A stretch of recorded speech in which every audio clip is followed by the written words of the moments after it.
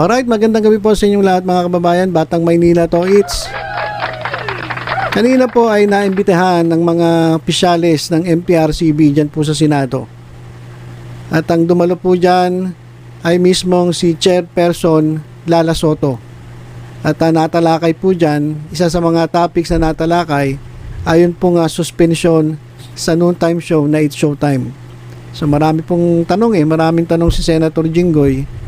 Natalakay po dun yung pati yung mga issues ng noontime shows. So medyo mahaba-haba po ito. Kaya wag na natin patagalin. Panoorin po natin ng sabay-sabay itong nangyari dyan sa Senado. Mainit na topic kasi ngayon yung marami kasing phone-in questions sa akin. Actually, these are not my questions. Regarding the suspension of its Showtime. Apo. Wait,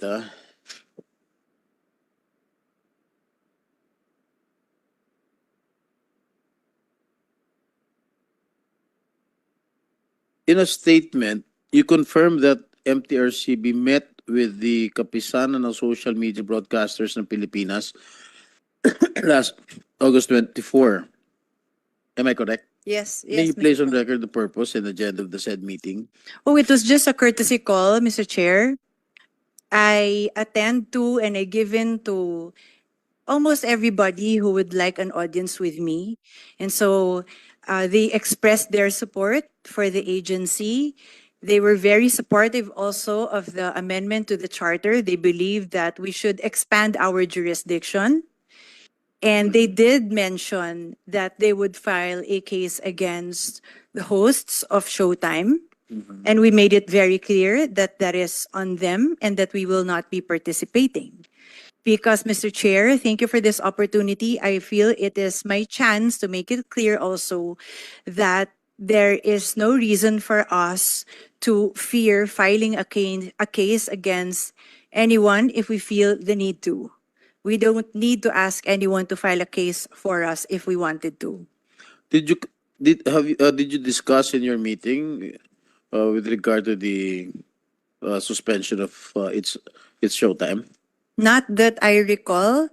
I would like to yield to Attorney Sonny Casas, who is the chairman of the adjudication committee handling the case of Showtime, because, Mr. Chair, in the spirit of transparency and in the spirit of fairness, I have already inhibited myself from participating in all the adjudication processes of any noontime shows. So, when the board voted to suspend airing of its Showtime, you inhibited yourself. Yes, you did Mr. not Chair. participate in the votation. No, Mr. Chair, I was physically present because it was during a board meeting, but I did not vote. I did not participate. So all the the adjudication. members of the board voted.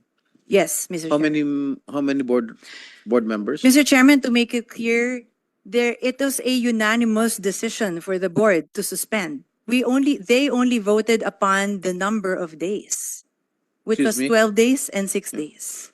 That was the votation. What was the penalty that you gave its Showtime? I yield to Attorney Cassis.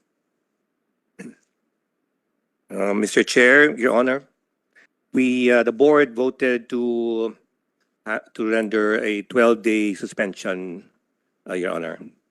After a voting, But it's still ongoing. I mean, umi-air pa sila, di ba? yes, Your Honor, it is not Why yet is that final.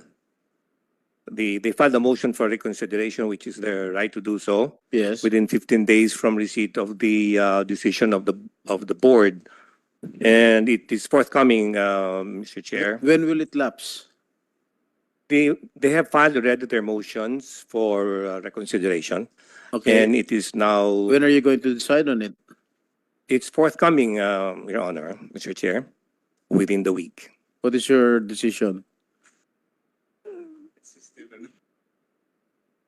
If you want to answer.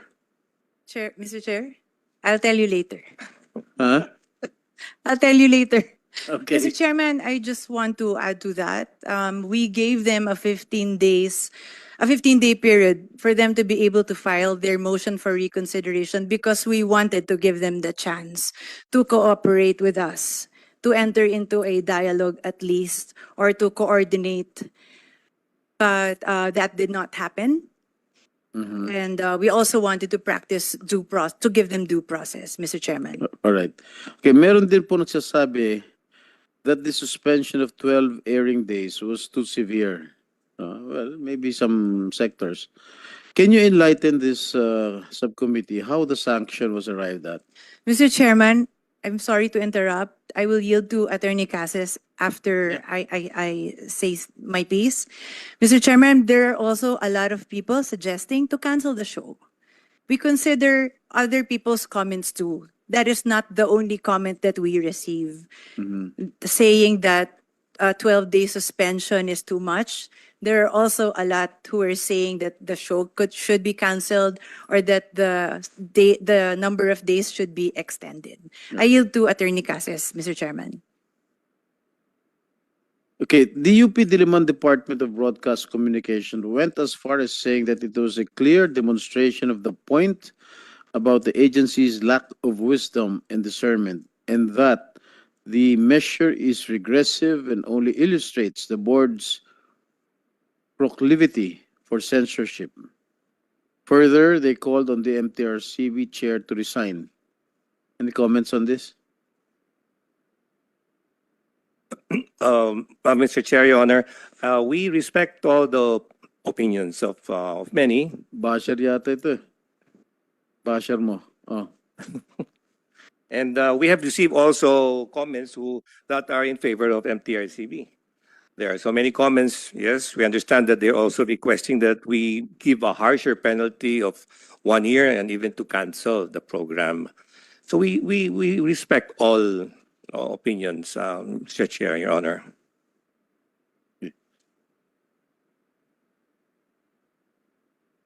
If I remember correctly, Mr. Chair, other former Senator Enrile made mention that or insinuated that the decision of the board is proper and justified. Also, if I remember as well, the pronouncement or opinion of Congressman Benny Abante also made mention that our decision is justified, Mr. Chair. All right. In the interest of fairness and justice, Madam, there was also an issue, the other program where your father is involved, yung EAT. EAT. After the host, Wally Bayola, used profane words in the noontime show. Did you summon him? We sent them a notice to appear. Hmm. Like I said, Mr. Chairman, I inhibited myself from participating in the All adjudication right. process. Attorney Cases, Attorney Cases. Yes, Your Honor. did they Mr. Chair. appear before you? Yes, they did, Mr. Chair. They did appear. We summoned them. We issued a notice of appearance, and they did actually apologize for the statement, and they submitted a position paper as well. It is now subject to. You did not resolution. suspend the show. It's subject to resolution. The case is pending, Mr. Chair. What did he say? Ano ba? PI. Bayola and fellow host Jose Manalo were doing a skit during the show's Sugod Bahay Mga Kapatid segment when the former exited the frame and blurted out those words. And I think he apologized the next day Yeah, yes, Your Honor. during the noontime show. Yes, Your Honor. So you're going to come out with a Resolution. Resolution. On that, Your Honor. at the soonest possible time. Yes, Your Honor. Okay. Ito na naman, may bago na naman daw issue. Netizens call out Joey De Leon for lubid joke on EAT. There's MTRCB to step in. Well, kasi ako nanonood ng TV ngayon, so hindi ko alam.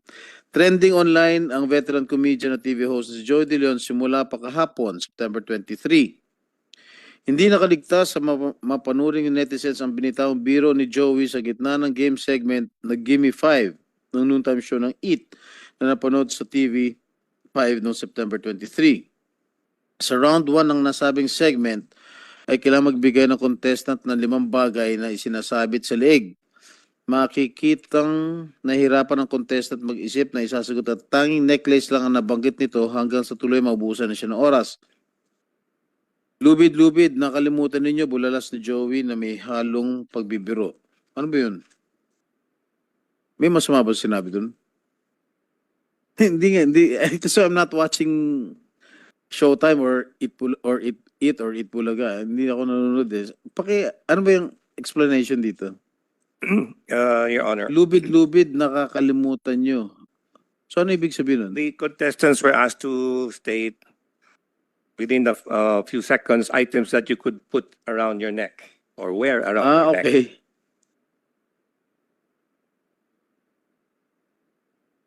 Is there a violation? We are not in the position to state right now, Mr. Chair, because we already took cognizance of the complaints that we received in our official social media. So we are now going to discuss it after the Legal and Affairs Division bring the same matter to the attention of the Adjudication Committee, Your Honor.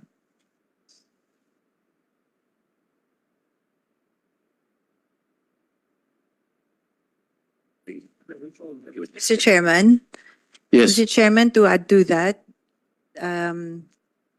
the EAT production voluntarily appeared before the Mtrcb the very next day with an apology letter on Monday. Next one? Oh yeah, on Monday, not the next day. All right. To enter into a dialogue with Attorney Cases, the chairman of the Adjudication Committee. And if I may add, Mr. Chair, they also submitted an apology letter on the same. This is the one? date. Yes, yeah, Your Honor, that's the same letter. Okay. Alright, so yan po, napanood po natin yung nangyari dyan kanina sa Senado. At ang highlight dyan ay yung tanong ni Senator Jinggoy na hanggang kailan. Kasi hanggang ngayon, may ere pa itong It's Showtime eh. Bagamat may suspension eh. So tinatanong ni Senator Jinggoy hanggang kailan sila ere. At natanong din si Mtrcb Chairperson Lala Soto, ano ba desisyon nyo? O ano desisyon ng Mtrcb? So sabi naman ni Madam Chair Lala Soto, sasabihan ko na lang sa'yo mamaya. So confidential, hindi po basta-basta pwede sabihin sa publiko. So ito mga kababayan sa tingin ko lang ang magiging desisyon nito base dun sa napanood natin ay mukhang matutuluyan etong It's Showtime. Kasi hinintay pala sila binigyan sila ng pagkakataong makipagdialogo. Hinintay itong It's Showtime na pumunta sa Mtrcb. Pero ang gusto pa ata ng Showtime, sila ang pupuntahan ng Mtrcb. So ayon mismo kay Chairperson Lala Soto, walang nangyaring ganun. Walang nangyaring dialogue. Walang nangyaring negosasyon. Kaya malamang mga kababayan ay tuluyan ang masuspinde itong It's Showtime. At yung kanilang 12-day suspension na ipinataw ng board ng Mtrcb na kung saan si Chairperson Lala Soto ay nag-inhibit ay kanilang ipinagtanggol. Kasi tinatanong ni Senator Jinggoy, hindi ba masyadong masakit yung 12-day suspension. Pero sinabi nila yung instances na kung saan marami nagsasabi, ano pa nga yan maliit pa, kumbaga napakababa pa yung suspension na yan. Dapat nga sabi ng iba cancellation ng show ayun ang mabigat. Pero base dun sa napag-usapan ng mga board ng Mtrcb, okay na yung 12-day suspension. At ang pinaka hinintay ko doon yung tanong, kailan ilalabas yung desisyon ng Mtrcb? At sabi nung isang opisyalis ng Mtrcb, ngayong linggong ito. So ngayong linggong ito, lalabas ang desisyon ng Mtrcb tungkol sa suspension ng It's Showtime. So yan po yung abangan natin mga kababayan.